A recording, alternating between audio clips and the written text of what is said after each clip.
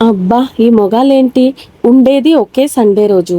ఆ సండే రోజు కూడా నాకు పనుంది బయటికెళ్ళాలి అని చెప్పి మా ఆయన నన్ను ఏడిపిచ్చి బయటికెళ్ళి సడన్‌గా డోర్ కొట్టి ప్రత్యక్షమయ్యాడు. చేతిలో చూస్తే బ్రెడ్, గుడ్డు ఇంకా మిల్క్ తీసుకొని వచ్చాడు. ఎందుకు అంటే హనీ కేక్ చేస్తా అన్నాడు. నేనైతే ఫుల్ హ్యాపీ ఫీల్ అయ్యాను.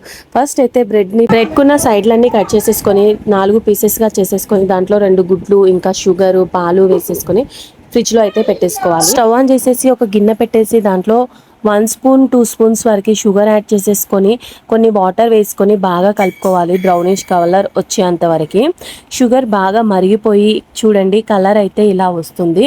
ఇదే మన కేక్ మీద అయితే వేసుకోవడానికి కలర్ అనమాట. ఫస్ట్ గిన్నెకైతే ఇది షుగర్ది అప్లై చేసేసుకొని దీనిపై నుంచి మనం ఇందాక డీ ఫ్రిడ్జ్లో పెట్టుకున్నాం కదా అది మిక్సీ చేసేసుకొని దీనిపై నుంచి అయితే వేసేసుకోవాలి ఈ మిశ్రమాన్ని.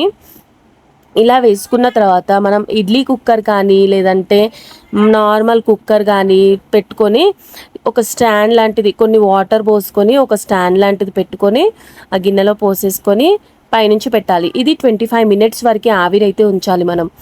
మేమైతే ఇదే ఫస్ట్ టైం చేయడం. కేక్ అయితే ఎలా వచ్చిందో చూద్దాము. స్పూన్ అయితే పెట్టి చూసాము, ఏమీ అతకట్లేదనమాట దానికి.